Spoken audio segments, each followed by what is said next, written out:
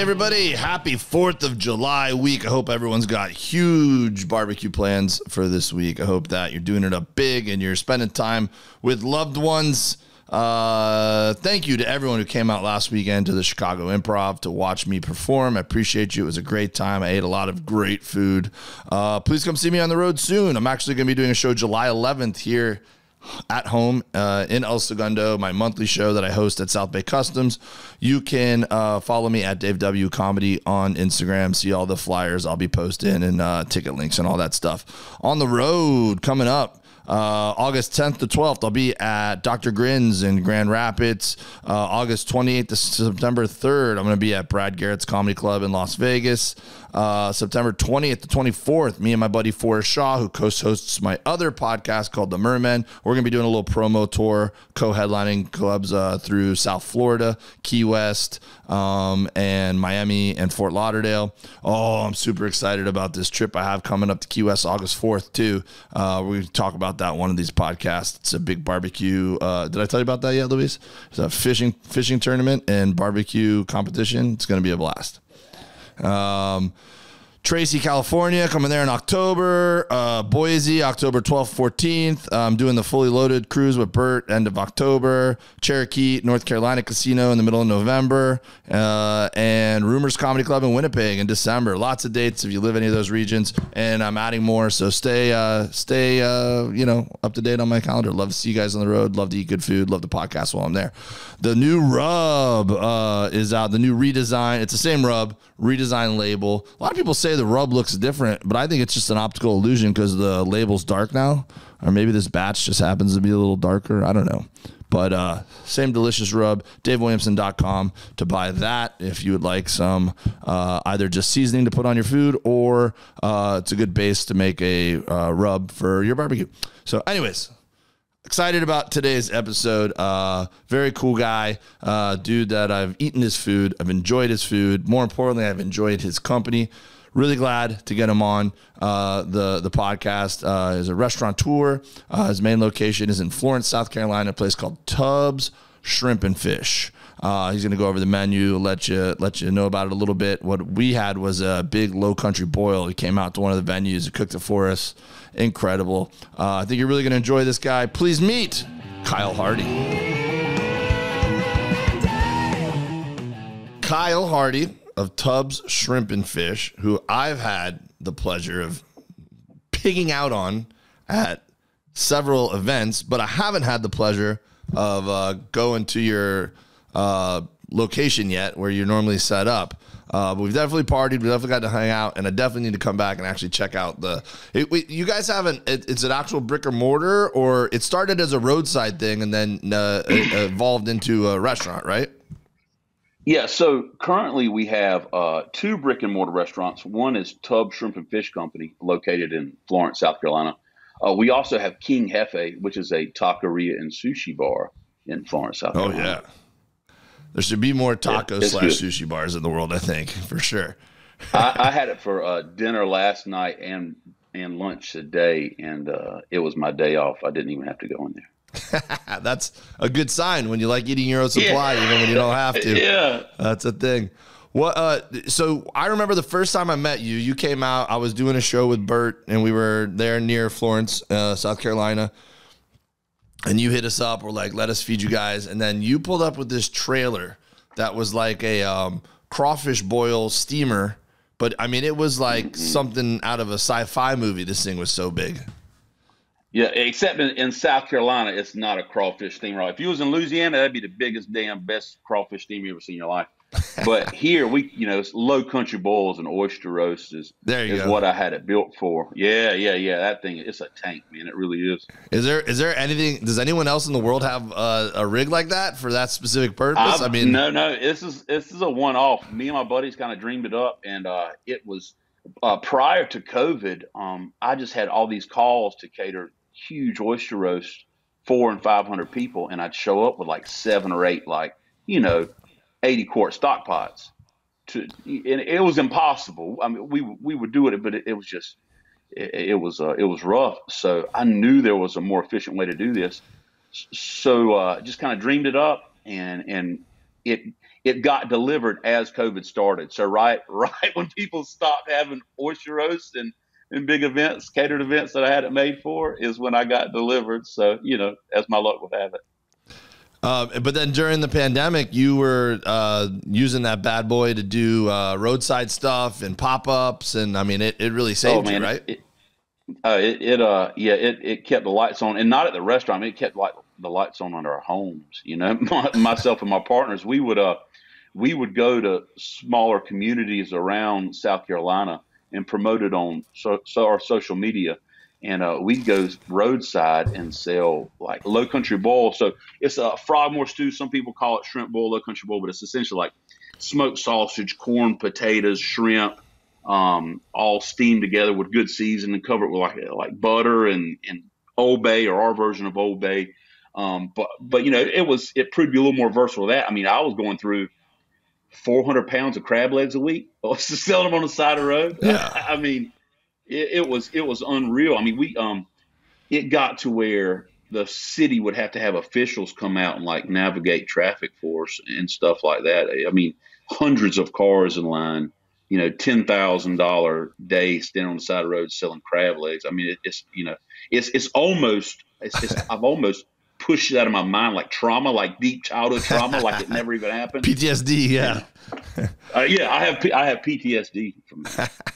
I love it, man. I mean, I can't overstate like how polarizing and I was a little worried too, because you guys fired up the propane and the flames started going, and I mean, that thing gets hot quick, and I was just like, I'm assuming they've used this thing 100 times and are experts at it, because that's a lot of flame going at once. Yeah, and we didn't have it anywhere near, full tilt while we were going, but like when it's really pumping, it sounds like a jet engine is taking off. I mean, everything's hot. I'll bring a lot of my guys to come cook with me, and the first time they always make the mistake of not accounting for the steam, and that steam it'll take the meat off your bone quicker than anything else will. It has hurt some people. Yeah. Yeah. And especially you will, like in the summer, you can't see the fire come up underneath it when you're using it in the daytime. And I have, like a hairy belly. So I'll have there'll be a 4-inch section on my torso with just no hair on it typically when we're running that. Hey, that was like me in college. I used to always take my shirt off at some point in the night, when I was drinking and partying in college. And I loved going to Waffle House. Everyone loved going to Waffle House when we were in college. Oh, yeah, my God. You got a few beers in those, yeah. Yeah. So then, we didn't have Uber back then, and the only Waffle House in Auburn where I went to school was way out by the highway. So I just started buying the frozen potatoes, and putting them in my freezer.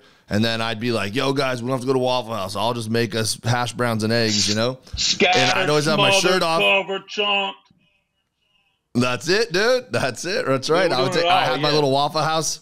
I had my little Waffle House hat, and then I had a menu that I stole from them, and I was like, put your orders in, and I'd sit there and with the oil and the potatoes, and then it would splatter, and I'd wake up the next morning hungover, and I'd have just like little burn marks all over my belly, and I'd be like, oh, I must have done hash browns last night. Waffle House last night. We were at Waffle House. The day of Waffle House. So then, I'm no stranger to the low country boils, and even you're talking about Louisiana, the crawfish feasts and everything like that. But man, I've never seen it done like you did that night for us, because we got like a table to put out where you could throw it when it was ready, and you're like, we're gonna need another table, and we stacked like 3 tables, and it was like just a pile of all those things you just said, the potatoes, the corn, the crab, all that. It was just woof. It was just everywhere, man. It was something like you'd see in Game of Thrones. Sweet. But that's the thing. That's kind of what I like about this business in general. Is like it just brings people together, and like there's nothing more enlightening or fun for me than standing around a table with different generations of men, like me and my son, and my grandpa, and my boys and their boys and their kids, and just sitting around eating oysters and talking shit, and food brings people together. And then when in this type of eating, when you're like elbows deep, you got oyster shit running down your elbows, you're shucking oysters for your son. It's just like I love it. It does something inside of me, you know? Yeah. So what's the vibe where you're at as far as like, you know, the food, the traditional food goes? Because, you know, the Carolinas do have some ocean influence there. And then, you know, well known for the hogs over the years. Whole hog And, barbecue. yeah. Absolutely. And, So Florence, where we're at specifically, it's kind of like a food desert, man. There's not a whole lot of amazing restaurants, and I'm not trying to speak disparagingly about, you know, other people in my industry around here. It's just like we're right off of Interstate 95, so the most of what you have is, you know, Cracker Barrel, McDonald's, you know, that kind of deal in Florence. So that's kind of, you know, why we started doing the restaurants, is because I crave that kind of food. You know, I craved a different kind of food than what was currently available. So that's why we got into it. But around here, you know, I'm an hour from the coast, and you would think, oh, Myrtle Beach. Well, you know, my God, if you plan on going to Myrtle Beach and having a good meal, you know, I'm not, you know what I'm saying? Like, it's a tourist trap is what it is. You know what I'm saying? So, you know, I'm not too fond of eating around there. My favorite thing around here, the barbecue culture is where it's at. You know, I'm 20 minutes from the original Scott's Barbecue in Hemingway, South Carolina. It's whole hog, better than anybody's ever done it, I believe. Yeah. You know, I'm an hour and a half away from Charleston. There's really good, and there's amazing food in Charleston. I mean, amazing food. Hour and a half away from me, and you get more than just barbecue there. I mean, I went to Melfi's and had Italian. I had some of the best pizza I've ever had in my life the other week in Charleston. It's really good, but like from an hour and a half around me, like this radius, there's not a whole lot other than barbecue, you know? Yeah, and I just had this memory right now too. I forgot about this till just as we're talking, but I definitely know that your community loves your stuff and supports you, and you guys have built a great, following there and just community support. Because when we first met you, it was because you posted a video saying, "Hey, Bert, we saw that you're coming to town. We'd love to treat you guys well."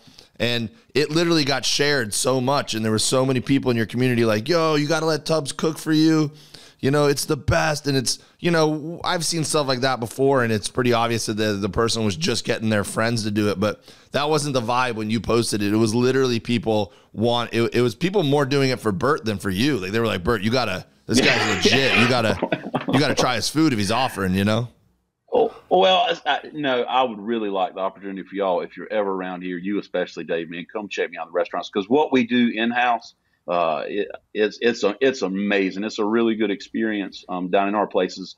But the community aspect is, so we've been open almost 10 years now. We've been voted, like, you know, the best of kind of awards they do regionally or whatever it is, you know, but in our little part of South Carolina, there's like 250 restaurants, and we've been voted best restaurant in the PD 9 consecutive years. I believe it's something like that.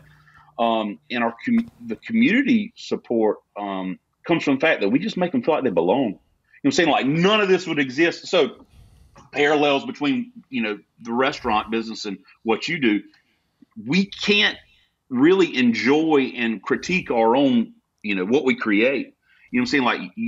Like, comedy can't be created in a vacuum, and really what we do can't be done in a vacuum. I have to have customer input. You know what I'm saying? Like, I might think this Perlo I did was amazing, and they try to, like, oh, this is garbage. You know what I'm saying? So I've struck out and haven't created anything to be consumed, you know? So it's, since day one, they have just been like, they support us. Like, I think, you know, we're genuine. We treat everybody with respect.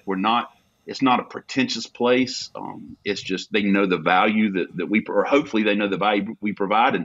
And then people just love me. I don't know why, but they just love me here in Florence, man. I'm so damn grateful for it. I really am.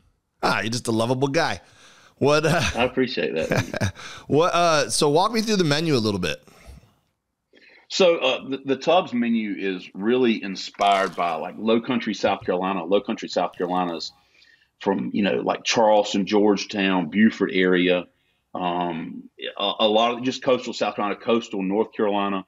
I'm not sure if you've heard of Calabash, North Carolina. They call it the seafood capital of America. Wow. But it's just right on the border of North Carolina and South Carolina. They're famous for Calabash style seafood, which is just lightly breaded, lightly fried seafood. People drive from all over to eat it. So those were some of like the staples. You got to have fried oysters. You got to have, good Gulf fried shrimp. You got to have those things. But then, I have a pork belly or shrimp banh mi sandwich on the menu, or some different things. I was just talking to my managers this morning. We're going to bring back a dish. It was we used to do a curry shrimp and grits with roasted red peppers and local squash. And it was just, God, it was so good. And I was telling someone, I was like, let's bring that back on the menu. Let's get rid of some of this, some of the same old stuff. So it's kind of all over the board there. We make our own, we take local pork belly, we make our own bacon. The hush puppy batter and seafood breader we use is from a family farm in North Carolina. We try to get scallops from Massachusetts dry pack, because that's where the best scallops come from, chemical free. It's just, we try to focus on good quality food. Some of their dishes are like super regional. Like I mentioned Perlo earlier. It's like a rice dish that comes from Williamsburg County, South Carolina. And, I don't know that you'll go many places other than this part of South Carolina and see that on a menu. And a lot of it has roots in French cuisine. A lot of it has roots in poverty. I think that's where the best food comes from. Yeah. And a lot of the things we use, man, collards, black eyed peas, Hoppin' Johns. I mean, it's good poor people food, Where'd the name Tubbs come from? Tubbs is a place. Tubbs is Tubbs Inlet, North Carolina. So in between North Carolina, right on the border of North Carolina and South Carolina, is a place called Sunset Beach. It's this beautiful little sleepy island. And my grandfather had a seafood market overlooking the intercoastal waterway. That was the front yard of the seafood market. And then behind it's this place called Tubbs Inlet. And I just grew up fishing, flounder gigging, drinking. It's just a beautiful, special little place. So my dream was always to run my grandfather's seafood market and restaurant right there at Tubbs Inlet. And, life took a different path, and I kind of carved my own way. And so that was kind of my ode to him. Without his inspiration, I wouldn't have been doing any of this. So, that was kind of natural to me, Tubbs Inlet. Is that where your love for food came from? Was from him? Oh God. Inspiration, both sets of my grandparents, they were completely different. One set was like poor sharecropper. Like we would go over there and eat salmon patties and stewed tomatoes and okra and rice.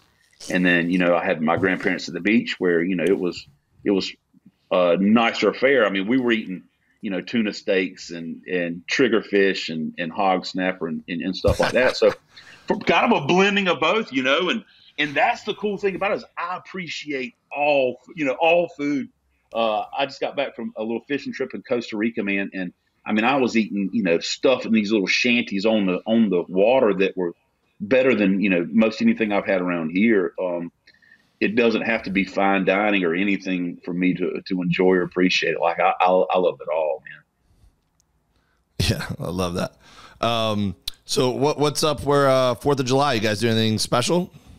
We close for the week of the 4th of July every year, and it's my favorite week of the year. It's my birthday, so I'll turn 40 on July 6th, right? Hey, so happy we birthday. Go to Sunset Beach. Nice. Every year we're in Sunset Beach for the 4th, and we shut it down, and we just everybody needs a little break. So Tubb specifically, it's a cinder block building, and it's the hottest damn place you've ever been in your life. Like it's like I was in there yesterday. It was probably like 110 degrees on the line. I mean, it's like a miserably hot. So, and it wears down these kitchen guys, man. So they need a break. I need a break. So we're shutting it down. I did order a 40-pound case of crab legs and a case of lobster tails for myself for vacation. Yeah, I had a feeling that was going to be my next question. What are you cooking for yourself while you're down there? I got a bottle of Don Julio 1942 and getting a Wagyu shipped in too, so a Wagyu ribeye. So we're going to be living large, man. I don't ever do stuff like that. Most of the time it is just, eating our own food in the restaurant or, the way the restaurant industry works, it's 12 o'clock. I'm looking at my 13-year-old daughter. We're leaving the restaurant and it was so busy we didn't get a chance to eat. And we're going, are we getting cookout corn dogs tonight? It's like, yeah, hook it up, Dad. So that's how that goes. Love it. So let's walk people through, since it's your expertise there. Let's walk people through and see if they can learn something about some tips for coming up with the best low country boil. So, and the thing is, we steam ours because of the equipment we're using. I'm not actually even boiling it. So, like true aficionados would probably call me a blasphemer.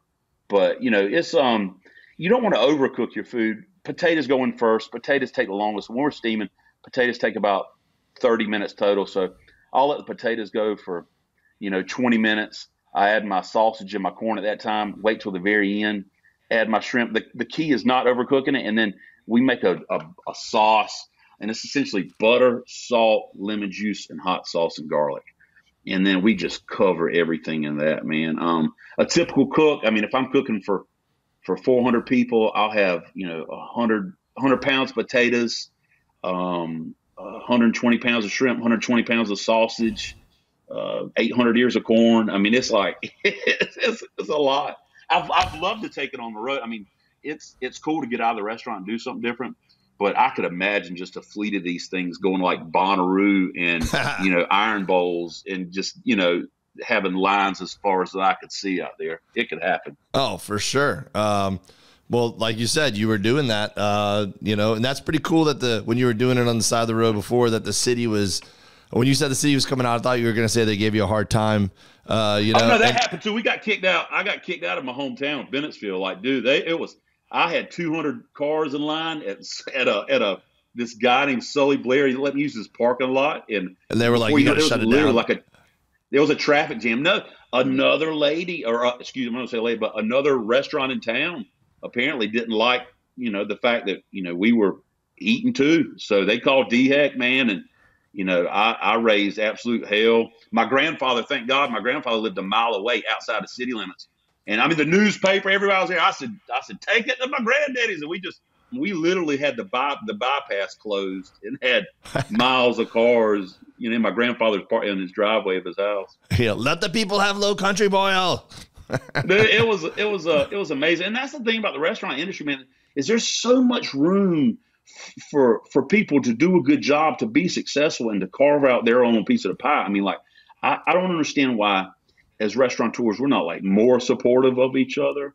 I mean, I just, that was disheartening at the time when that happened. I was watching. I don't know if you follow like The Bear. Have you watched The Bear? Oh yeah. I just started the new season. Yeah, it's great. Okay, I'm not going to spoil it any at all for you, but like recently, Rick Bayless. Are you familiar with him? The celebrity chef from Chicago, Rick Bayless.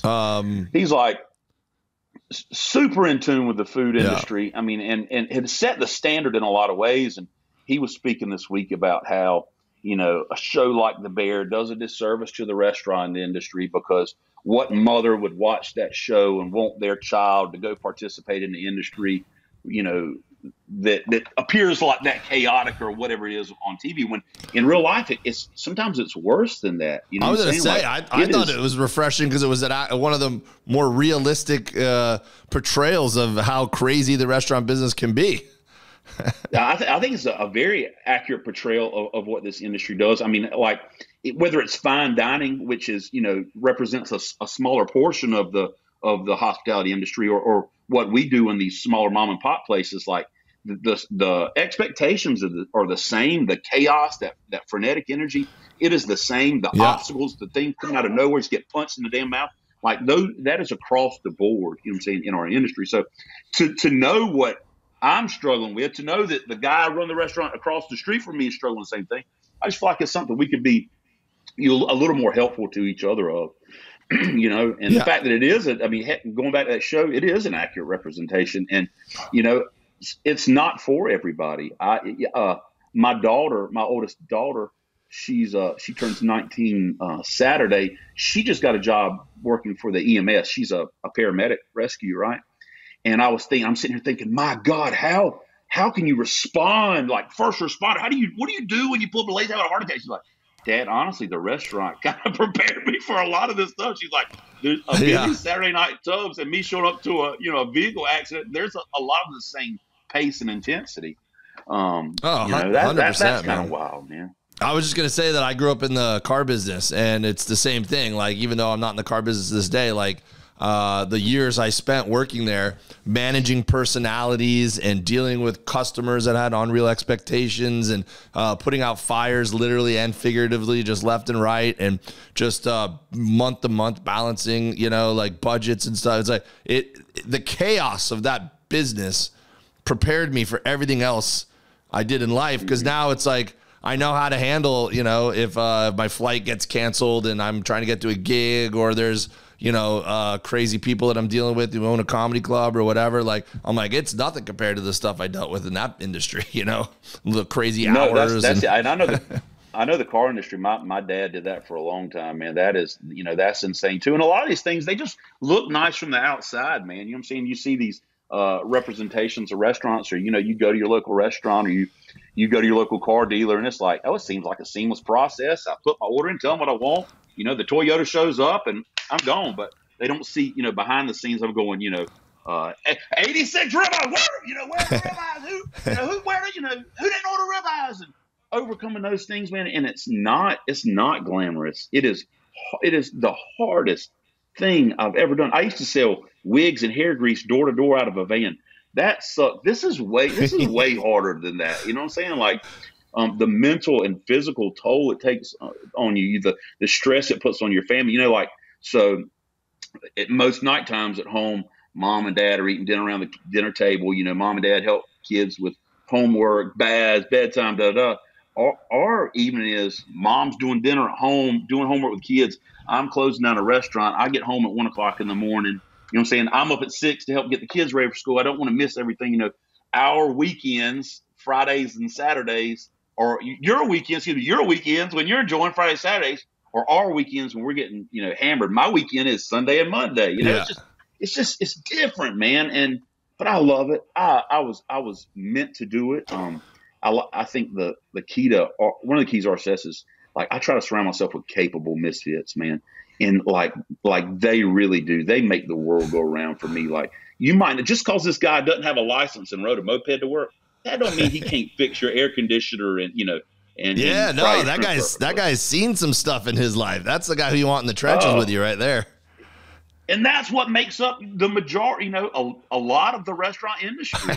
Like the places like Noma and all these fine dining places, they have a line of people waiting at their door to come stage for them. Hey, let me work for you for free for the summer. You know what I'm saying? Like, I'm just trying to find somebody I could pay to come in and fry shrimp. It's a lot different. Yeah, man. Look, who wants to eat food or go to some place where the ambiance is created by people that don't have life experience?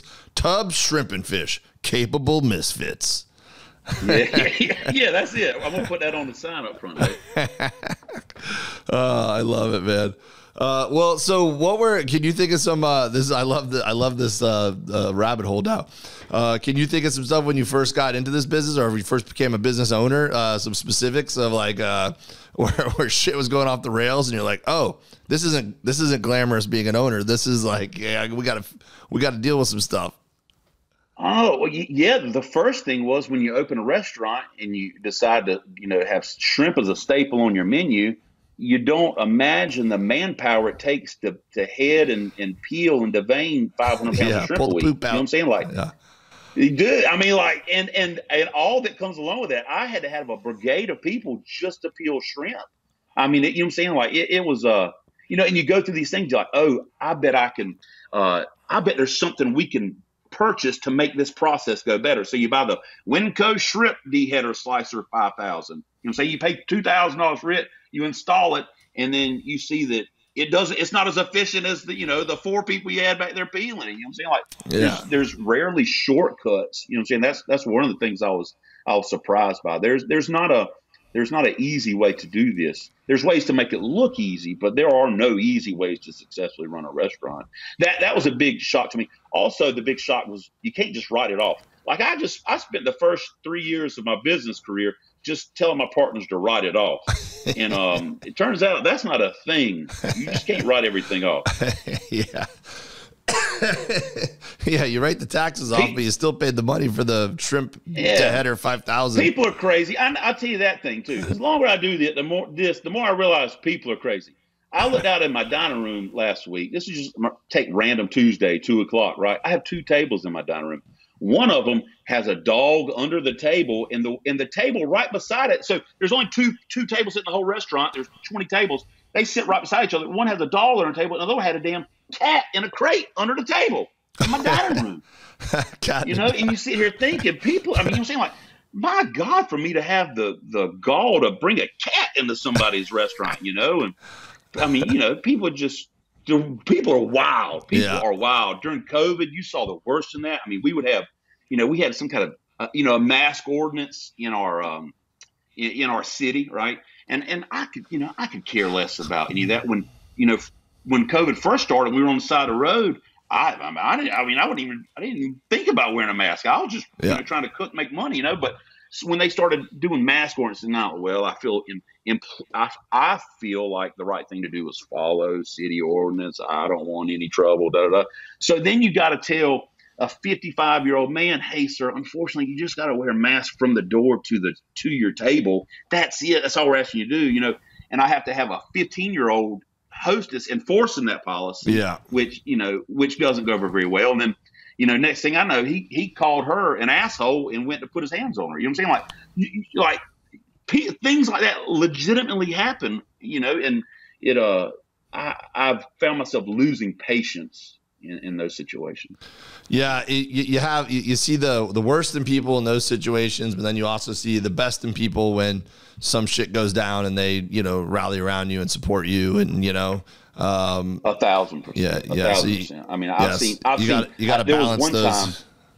There was a time we had a Vietnam veteran. He was Special Forces Vietnam, and he was in there eating and had a reunion with his Vietnamese interpreter in our restaurant. That's Hadn't cool. seen each other since Vietnam. You see, like, and I get to witness that, and I'm in the back like crying like a baby. Yeah, you know, there's the good things by far outweigh the bad of, you know, owning my own business or, you know, restaurants in general, dealing with the public. I can't show my appreciation enough for all these amazing people and experiences I've gotten encountered. I mean, just meeting you and Bert, you know what I'm saying? Like, if I was, you know, Kyle selling wigs and hair grease, the likelihood of me and you, you know what I'm saying, getting together would have been real low, right? Yeah. But, you know what I'm saying, this industry's opened doors for me. It's given me a sense of pride and self, you know, like it's amazing. Yeah. Yeah, I don't underestimate our need for wigs and grease, okay? I would have loved to have seen that conversation with the Vietnam vet and his interpreter, and they've been through these amazing life experiences together and haven't seen each other in decades. They sit down, and then the whole conversation is just, so this is Tubb's shrimp and fish, huh? Yeah, one of my favorite places. You should try that sauce. That's the good sauce. Yep. All right. Well, hey, good to see you. Yeah, they developed a certain level of trust in the jungles of Vietnam, where I think if he were to recommend something, the other guy would follow him blindly into eating it. Right? That's a 4th of July story if I've ever heard one. Yeah. Well, now, so hey, man, I want to thank y'all too, man. And I saw your boys won a championship in water polo. Is that right? So our girls won a CIF championship last year, and then the boys have done well. Their club team's done good. Yeah, man. Just we've had a lot of success in different tournaments and stuff over the past couple of years. It's been fun. It's one of my other passions, you know. Comedy, barbecue, water polo. That's pretty much the triangle of my passions. Well, you represent those things real well. It's amazing, like kind of going in the green room and seeing like what goes into what all y'all do comedy wise, behind the scenes. I mean, it's a traveling circus. It really is, and the dedication to y'all's craft. I mean, like I could spend days just asking you questions about how y'all do what you do, because it fascinates me. Well, it really does. It's crazy enough. When the first time we went you came out to I think it was the theater we were working, and then, you know, we saw you again last year and we were doing the Fully Loaded tour, and you came out and helped us tailgate and pitched in on that. And that's a whole nother level of just chaos, because we had like 10 comedians traveling. I was running barbecue and tailgating out there. And I think the day you came, we also had the Rec Tech guys come and some disc golf guys. And then I ran up and hosted a 4-hour show. And yeah, that was in a theater, I think, or an arena. It was an arena. Yeah. It's a circus is a good word for it, for sure. Well, it's fun too. Y'all, I mean, like behind the scenes, it's watching you and Mark Norman just like just cut it up. I mean, it's like funny people are funny whether they're doing it for a living or they're just shooting the shit with their friends. And like I've always considered myself like I'm quick, whatever it may be, and I get in a room with you guys and I realize how smart, how quick, how funny you really are. Like you make me feel like a simpleton, really.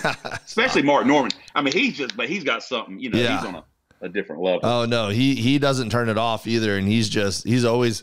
Well, you'll be having a serious conversation, and he'll just throw in something, usually inappropriate. Yeah, always inappropriate. It's just always a little like comment. He's just like, like the Jews or something, whatever. Yeah. It's crazy. You're like, I love it. It's so fun watching y'all, man. And it's the same thing. It kind of overlaps with the restaurant industry. At the end of the day, we enjoy what we do, and we enjoy the people we're doing it with, and it's a family.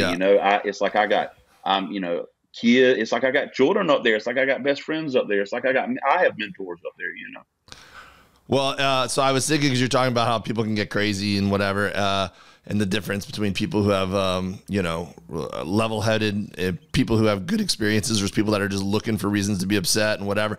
And so that's a new thing for the restaurant industry now, and for comedians. Comedians, our version of it is, we post a lot on social media, and everyone feels like they could put their opinion out there and just, tear us apart if something's not perfect in their eyes or whatever. And now restaurant industry, you guys have to deal with Yelp, and people write all this stuff on Yelp. But here's the thing. It's like consider the source kind of deal. Like the same lady that rips you apart for whatever, joke you made on, opinion and it might not even be opinion you have. It's a joke you made, right?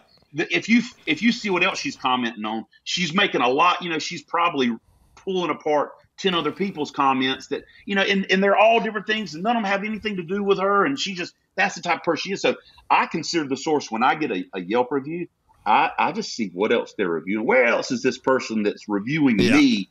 Where else did they spend their time? And then when I see them like reviewing Wendy's and Walmart's and AutoZones, I'm like, you know what? The hell with this. Now, but some of them, there's some jewels in there. You know what I'm saying? Like, by no means do we have this thing figured out.